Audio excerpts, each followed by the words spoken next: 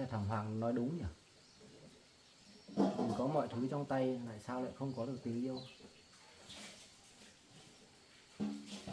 Mình có tất cả mà, sao lại không bằng được thằng Nhượng? Nó nghèo thế, nhà nó sơ xác như thế, tại sao lại có được tình yêu của em Duyên?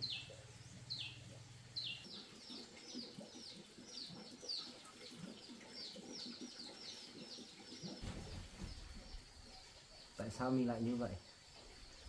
Hay là mình thử thay đổi xem, sống một con người khác xem,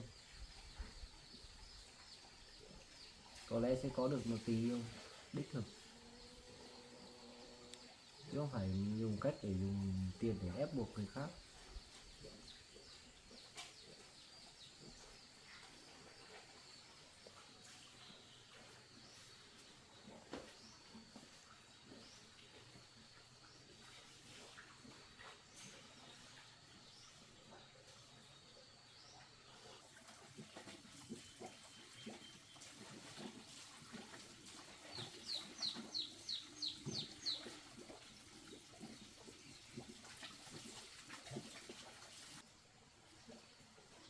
Mình phải quyết tâm thay đổi thôi.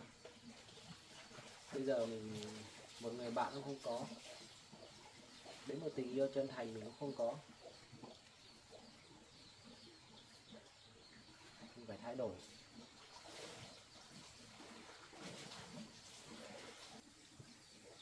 Mình có tình cảm với em Duyên thật lòng mà, hay là mình làm sai cách không? Mình dùng tiền để ép buộc, lại không có tình cảm. Mình Nhượng nó không có tiền, nó lại có được tình cảm của anh Duyên.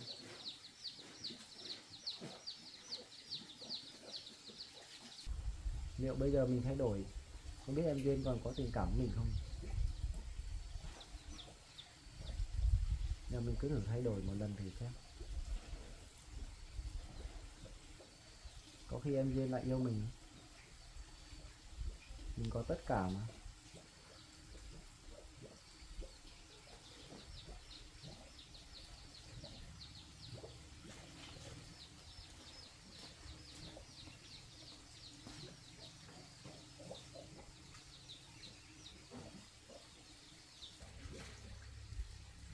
Duyên không thích mình, chắc là do cách sống của mình thôi.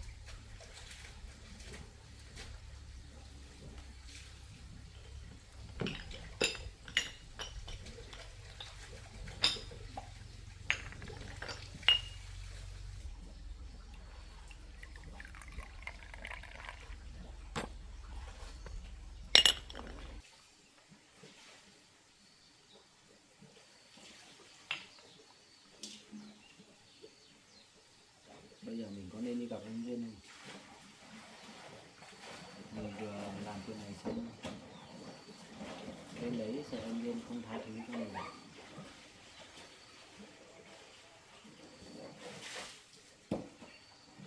Dù em có tha thứ hay không thì mình vẫn phải đi gặp.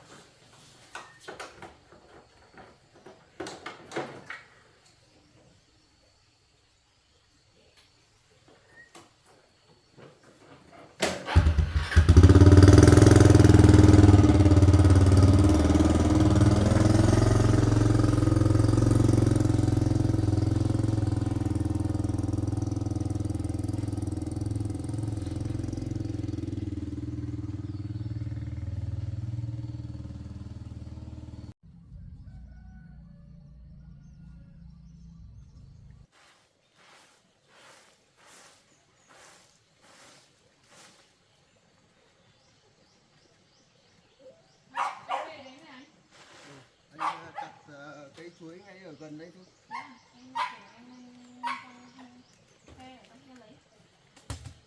Chỗ nào gần lấy trước. Trời mưa nên mà đi đường cũng khó đi lắm. Còn chặt bớt ra còn một đoạn nữa lấy nốt.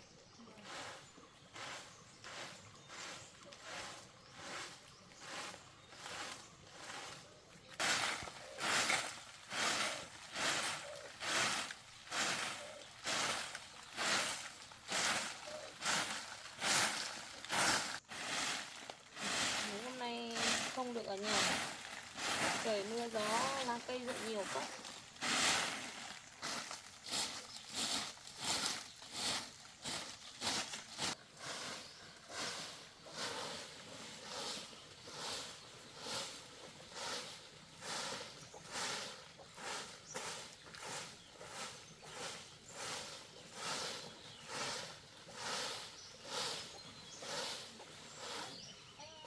Phải đến à?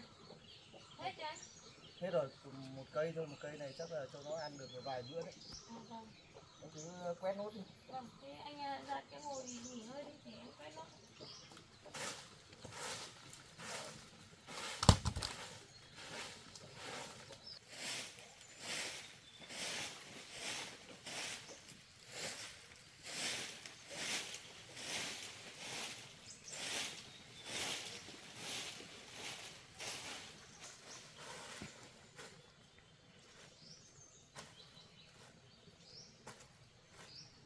Lá cây này rụng nhiều lắm, ngày không quét nào là ấy.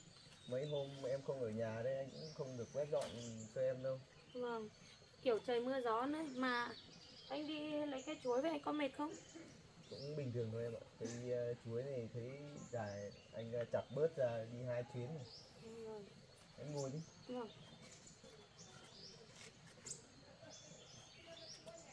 Mà anh đi vác cây chuối này về anh có nóng không? Để em quạt cho anh nhé. Cũng bình thường thôi em ạ. Lao động mà phải có ấy chứ, vận động phải có ra mồ hôi các kiểu chứ. Nghỉ ngơi chút là đỡ thôi mà. Mà em từ lúc Tây Vĩnh kia bắt em đi ấy, nó có làm gì em không? Không anh ạ, anh Vĩnh cũng không làm gì em đâu, chỉ là anh ấy nhốt em ở trong phòng không cho tiếp xúc với ai thôi anh ạ.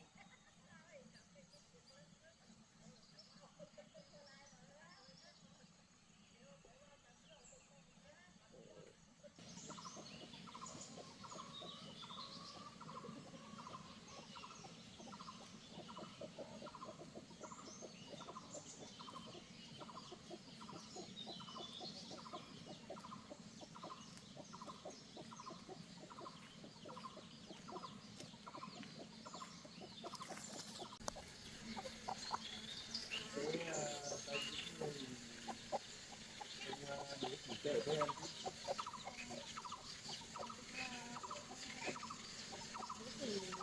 Rất là tốt cho em. Quan tâm có tốt em rất là nặng nặng. Mình lo lắng. Sợ là anh ta tìm hãm em ở trong phòng cho em bước ra khỏi phòng luôn.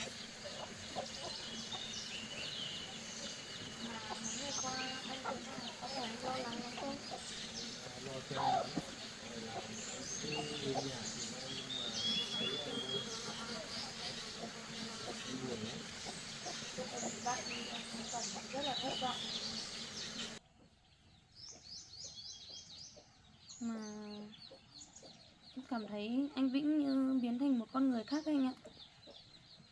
cảm thấy như không còn hung hăng như trước nữa, cảm giác nó lạ lắm anh ạ, không có một cái động thái gì cả.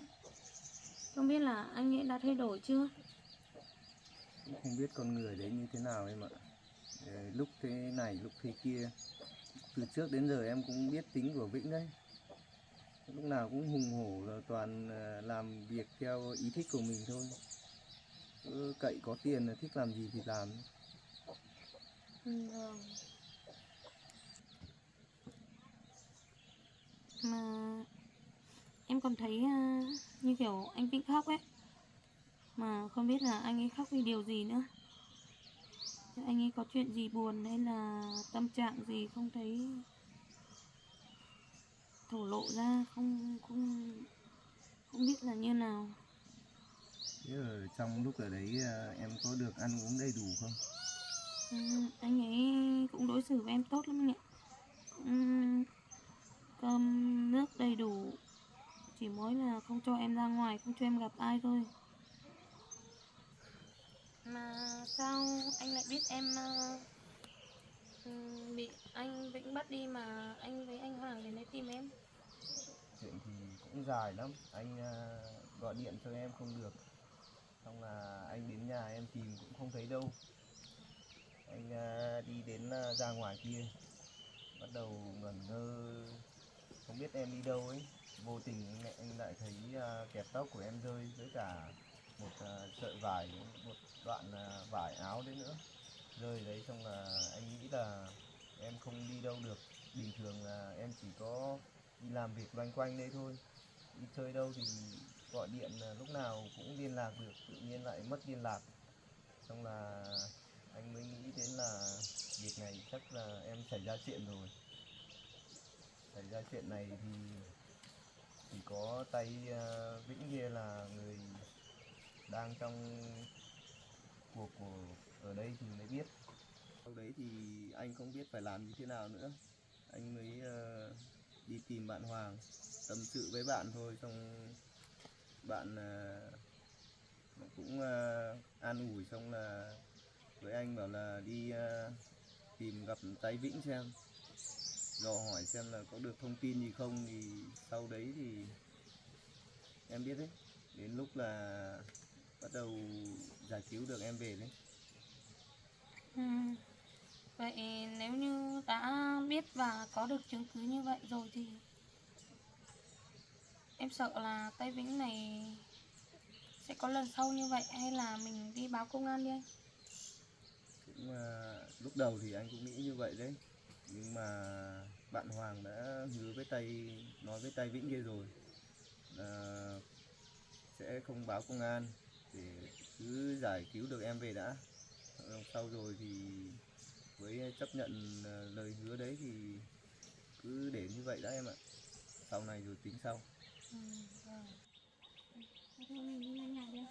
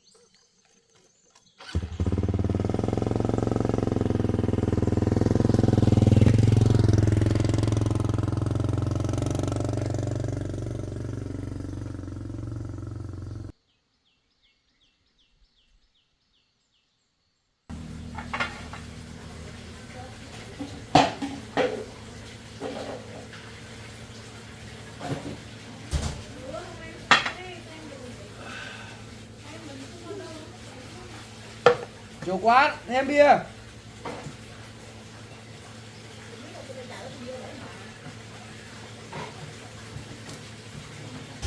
Biết anh ơi. Dạ. Em mời anh. Đây mà. Rồi, tao tự rót.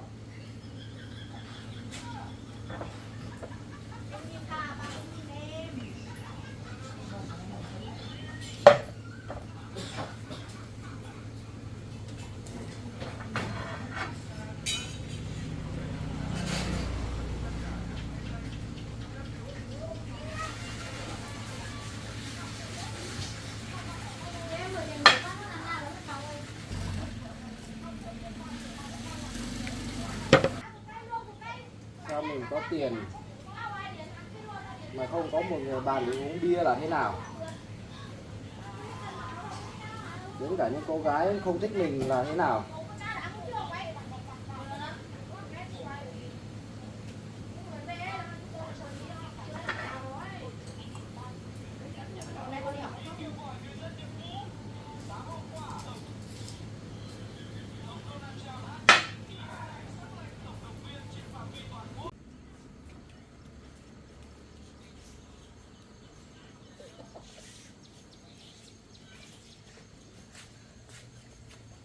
Quá đây, gửi cái xe nhá. Đã uống rượu bia không lái xe.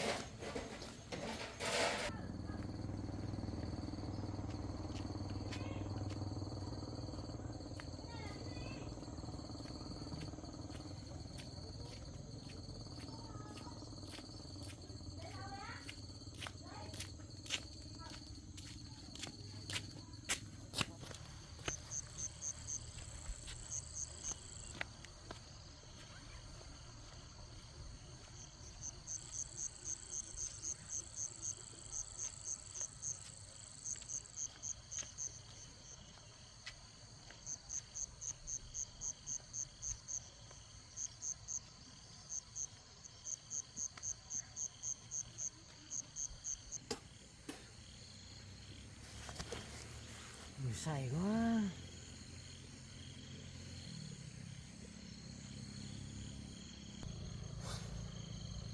Sao tao lại không có được tình yêu của em Duyên?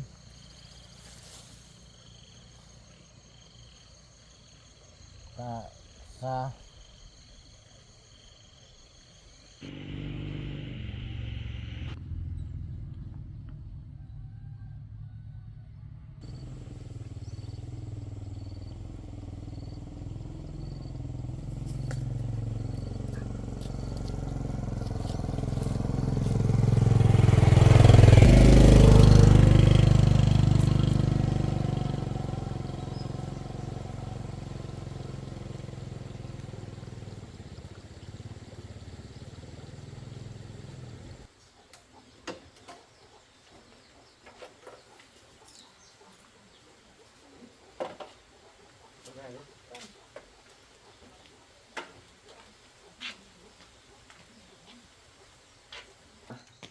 Bác ạ. Bác, mấy hôm nay bác có khỏe không bác? Vâng. Vâng. Không, con không sao đâu bác ạ, con không sao đâu. Con không sao đâu bác. Nói chung là có cái chuyện là anh Vĩnh cho người bắt con đi thật, nhưng mà anh ấy cũng không làm gì quá đáng đâu bác ạ, chỉ là nhốt con, không cho con đi ra ngoài gặp người khác thôi ạ. Chứ không có cái chuyện là làm khó dễ con hay là làm con bị thương đâu ạ. Vâng. Bác mấy hôm nay ăn uống được không bác? Mẹ anh chỉ nói là ăn uống đầy đủ thôi. Từ hôm em bị bắt cóc đi ấy, mẹ anh cũng buồn lắm, cũng bỏ bữa đấy, cũng lo cho em lắm. Vâng, cũng biết là như vậy, nhưng mà lúc đấy thì cũng buổi tối ấy, cũng bắt đi, lúc ấy thì cũng không ai ở gần, cũng không biết gọi ai, không ai cứu được, thế là lại làm cho bác lo lắng mất mấy ngày rồi. Chuyện này thì anh biết chắc là tay Vĩnh kia làm rồi. Chỉ có trong chuyện này là ba đứa mình đấy, em cả anh với Vĩnh nữa thì đang có mâu thuẫn với nhau đấy. Vâng. Thì anh dám khẳng định là chỉ có tay này làm thôi, chứ em ở ngoài thì cũng không có hiềm khích gì với ai. Nên anh chỉ đặt nghi vấn vào tay Vĩnh này thôi. Xong là anh đi gặp Vĩnh đấy, nói chuyện thì nó cứ khăng khăng, xong là không chịu nhận, nó bắt em đi đâu.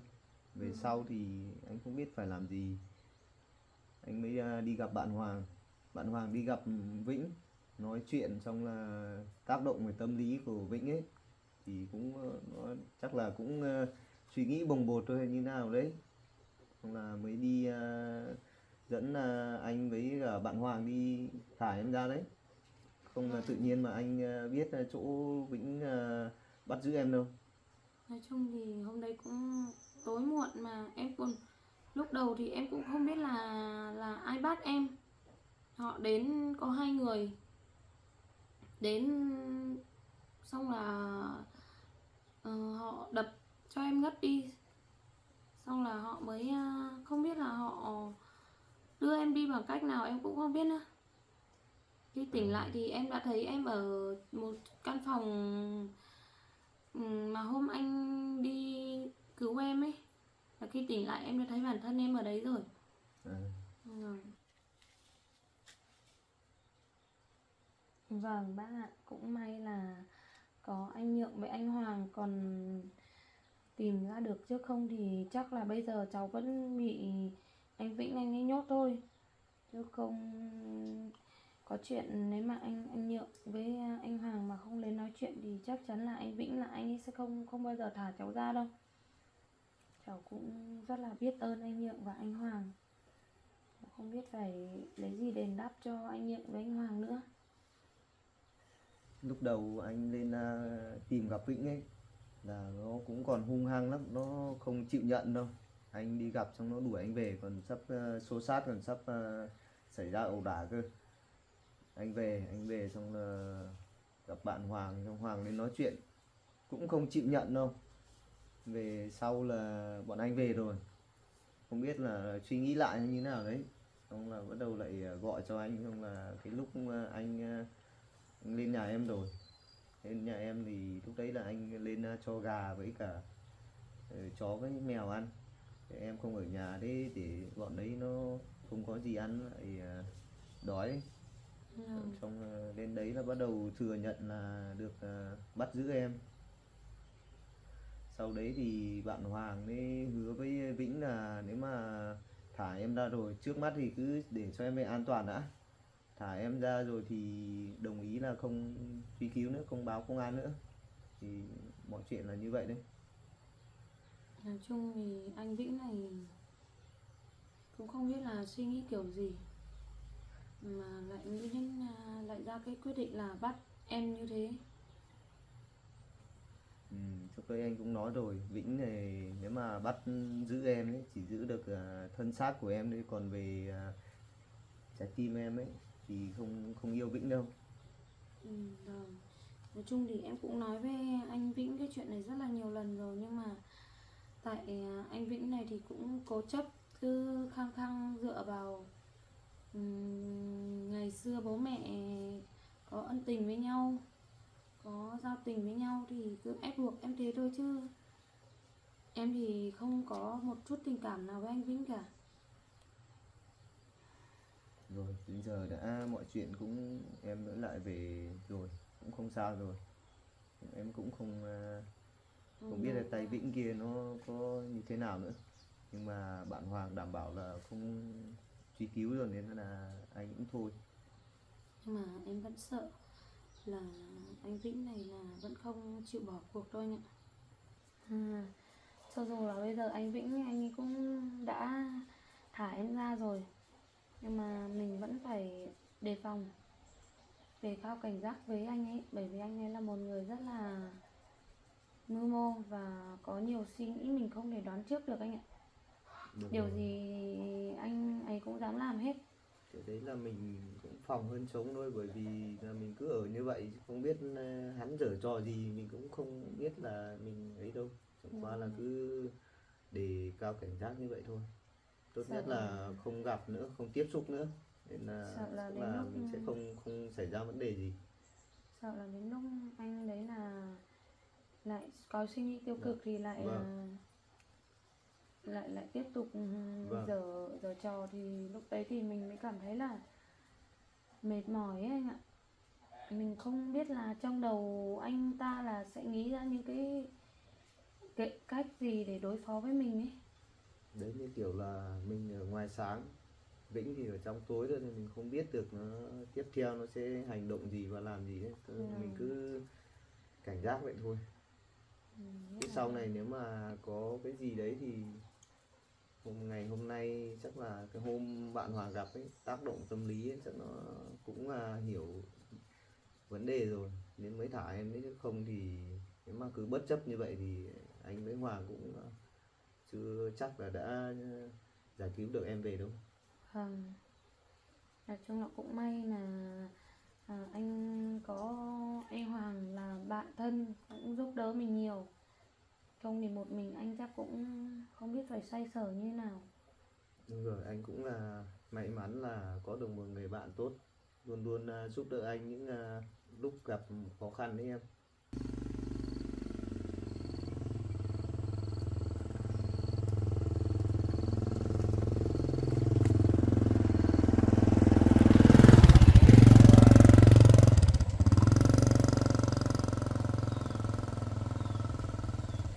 Kìa tay Vĩnh lại đến rồi kìa anh ơi.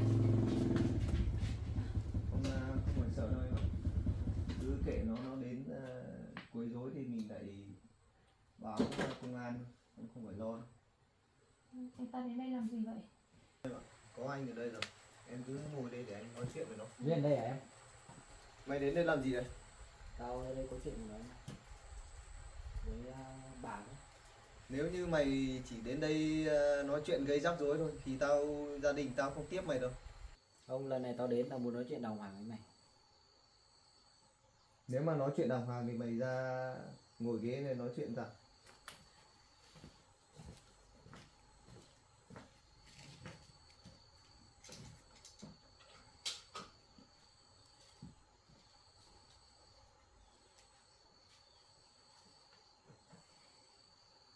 Thế mày có chuyện gì đến đây để nói với tao?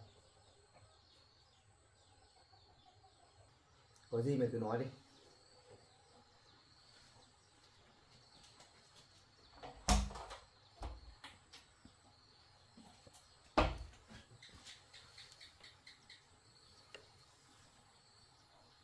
Dạ, hôm nay tao đến đây, trước tiên là tao xin lỗi mày. Việc tao gây ra là rắc rối cho mày. Hôm qua tao suy nghĩ cả đêm rồi. Tao cảm thấy có lỗi với mày, với gia đình mày, với cả Duyên đó. Những chuyện tao làm ra cho mày ấy, gây sức ép cho mày ấy. Tao nghĩ lại cũng chỉ vì tao có tình cảm với Duyên thôi. Mày nói đúng, tình yêu mà miễn cưỡng sẽ không được hạnh phúc. Tao suy nghĩ kỹ rồi. Hôm nay tao đến đây là để xin lỗi mày với mẹ mày, với cả ở đây, ở Duyên ở đây nữa. Thì tao cũng xin lỗi luôn. Từ bây giờ thì tao sẽ không gây rắc rối cho gia đình mày nữa, và cả Duyên nữa. Thôi, tính tao thì cũng đơn giản thôi.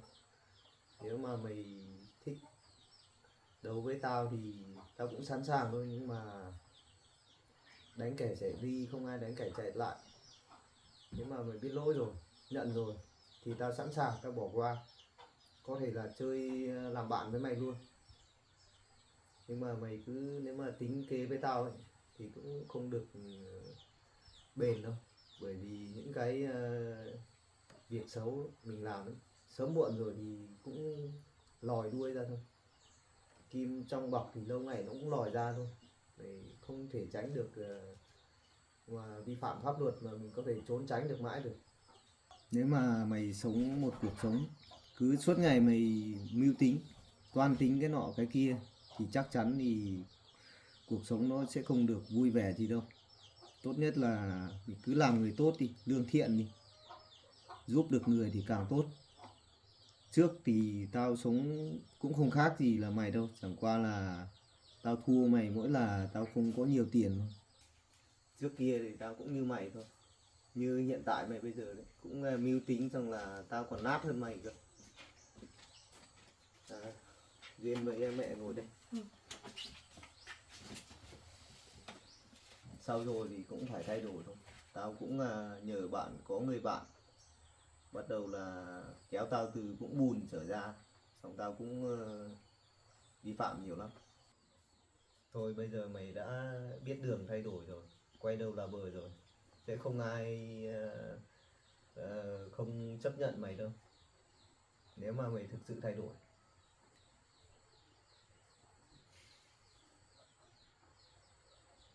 Cả Duyên nữa, mẹ tao nữa,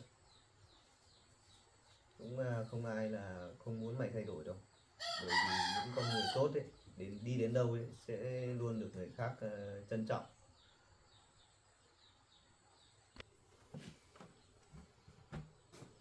Bác ơi, cháu xin lỗi bác. Cháu đã gây ra rắc rối cho gia đình mình, cho Nhượng với Duyên nữa. Con biết lỗi rồi bà. Lần trước bà ngã ấy là không phải bà tự ngã đâu, mà là con sắp đặt cho người đạp bà ngã ấy. Thế con đây, con đến đây con xin lỗi bà. Tại vì Duyên hay đi với Nhượng nên là con hay gây phiền phức cho gia đình mình.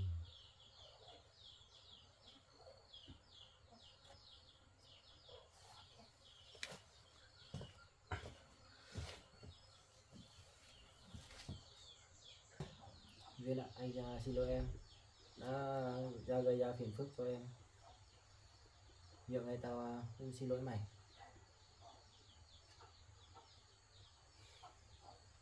Lúc nãy tao đã nói rồi, nếu như mà mày biết lỗi, mày quay đầu là bờ đấy, thì không có ai là không chào đón mày đâu. Nhưng mà nếu mà mày hôm nay mày đến đây ấy, nếu mà mày có âm mưu gì ấy, thì mày sẽ không đạt được mục đích của mày đâu. Tao cũng nói trước cho mày biết thế.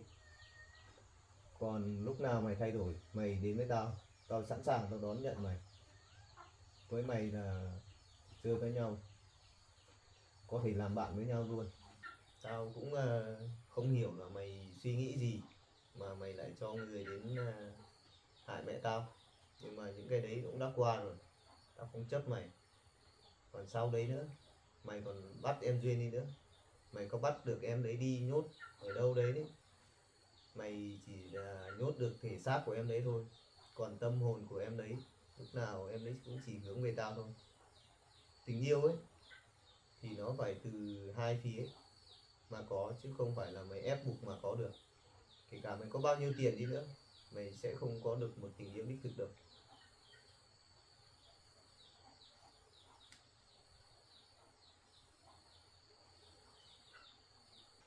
Thôi, mày cũng đã cất công đến đây rồi, nói ra những điều này, chắc những con người của mày cũng không dễ gì là mày nhận lỗi mà mày làm nói chuyện được như vậy đâu. Tao sẽ ghi nhận mày.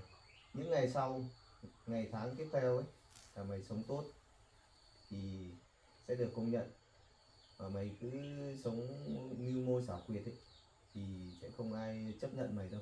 Mày chỉ cô độc một mình thôi. Bây giờ không còn chuyện gì nữa, nói chuyện thì cũng đã xong rồi, mày đi về đi. Lúc nào đấy thì nói chuyện sau, tao còn có việc nhà đấy. Thôi, những chuyện phải nói tao đã nói rồi. Bây giờ tao không về đây. Bà con xin phép ạ. Duyên anh về trước đi. Cứ về đi, cứ sống tốt đi, sẽ không ai bỏ rơi mày đâu. Tao về đây. Cứ về đi.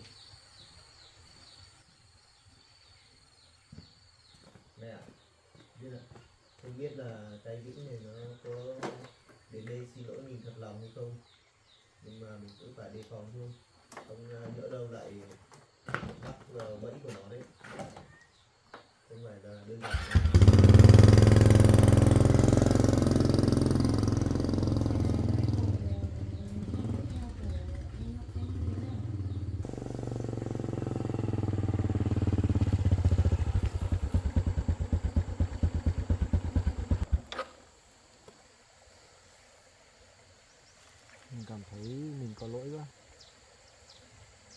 làm những việc trái với đạo đức, trái pháp luật.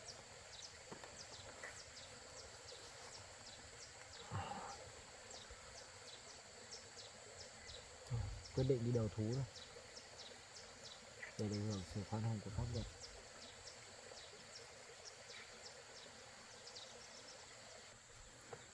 Thôi, quyết định đi đầu thú thôi,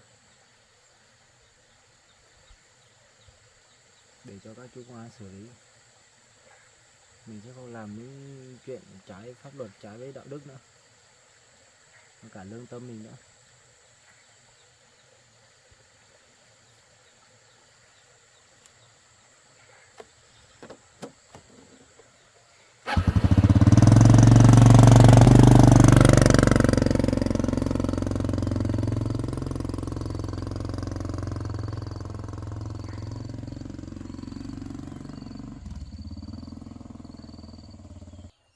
Tay Vĩnh này nếu mà nó đã có biểu hiện như vậy chắc có khả năng là cũng thay đổi thật, nhưng mà mình cứ phải đề phòng thôi. Vâng, một con người như vậy tự nhiên nói thay đổi là thay đổi luôn được thì cũng mình cũng phải xem xét anh ạ. Không tin được, anh cũng không chưa gọi là tin hẳn đâu, cũng vẫn cho nó cơ hội thôi. Mình không phải là người cố chấp hay là không chấp nhận những cái thói hư tật xấu của người ta. Nếu mà nó đã biết đường thay đổi đấy thì cũng phải chấp nhận thôi. Cũng hy vọng là anh ấy sẽ có cái suy nghĩ khác và thay đổi thật sự, chứ không phải là chỉ vài ba câu nói ở trên môi như thế. Chỉ sợ là anh ấy nói được thì anh ấy không làm được thôi. Thôi em cứ ngồi nói chuyện với mẹ anh nhé, anh ra đằng sau nhà làm chút việc. Việc gì vậy anh? Việc nhà thôi, lung tung thôi, là cho gà vịt các thứ lợn ăn, xong là nấu cám, là đi cắt cỏ như vậy thôi. Thế để em đi vào phụ anh một tay. Không biết có làm mệt em không? Có gì đâu anh, mấy cái này em cũng ở nhà cũng là công việc vặt thôi mà. Được rồi, thế vậy đi làm thôi. Vâng. Thôi bác ngồi đây nghỉ ngơi nhé bác.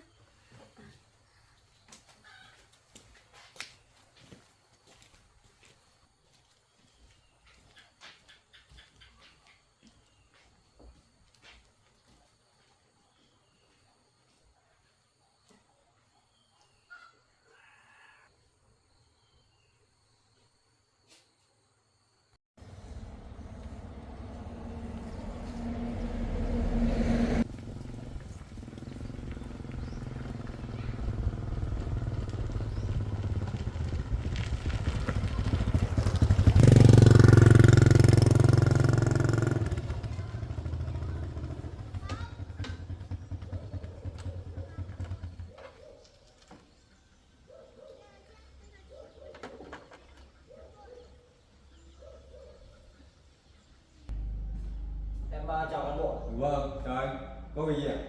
Tôi ở đây có việc cần trình báo. Vâng, anh ngồi đây.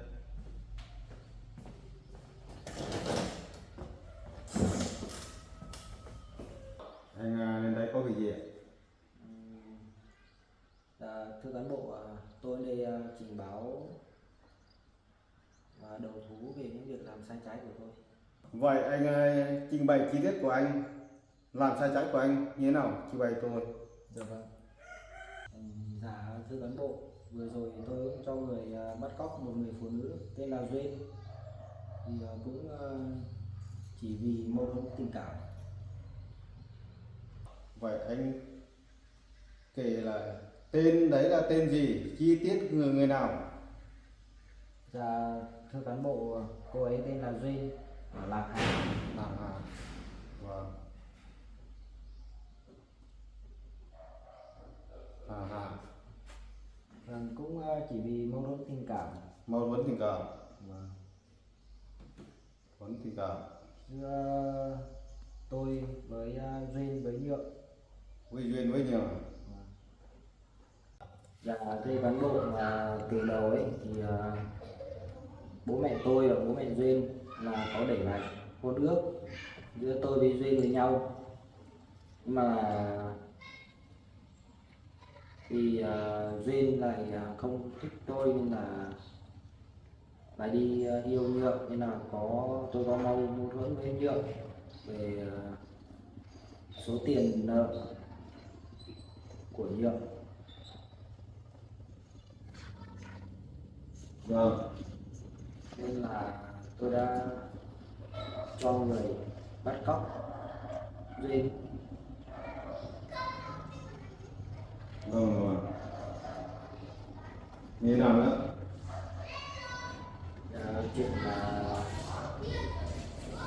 tối hôm đấy Duyên ở nhà mình ấy, cho người đi bắt cóc Duyên. Nhiều lần tôi cũng lên nhà Nhượng để dọa dẫm Nhượng, Vâng. để Nhượng tránh xa Duyên, nhưng mà không nghe thì tôi cũng tức. Đợt mà Duyên bố mẹ Duyên nợ tiền bố mẹ tôi ấy thì có 10 triệu thôi, xong là tôi cũng bắt Nhượng là đứng ra để ký giấy nợ thay.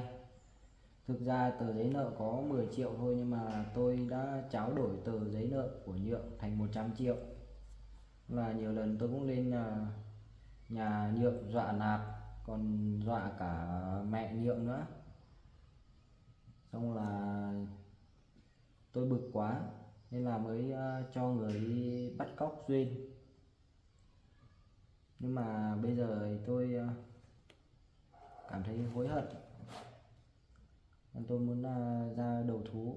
Tôi đã nhận ra là những việc làm của tôi là sai trái, nên là tôi đến cơ quan để đầu thú, mong được sự khoan hồng của pháp luật.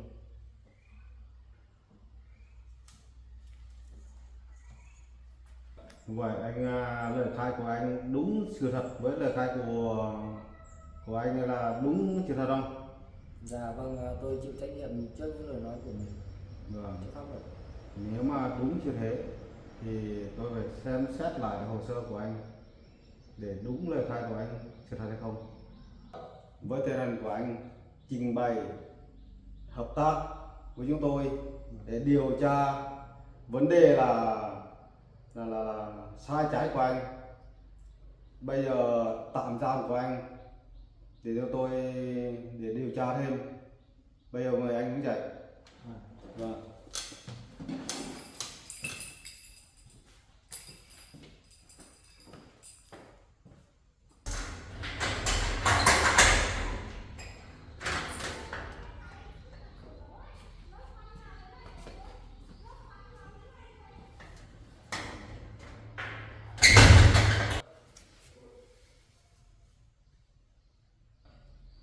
Bây giờ sao mình lại ra nông nỗi này? Biết thế ngày xưa mình không làm những chuyện này nữa. Mình cảm thấy thật là hối hận.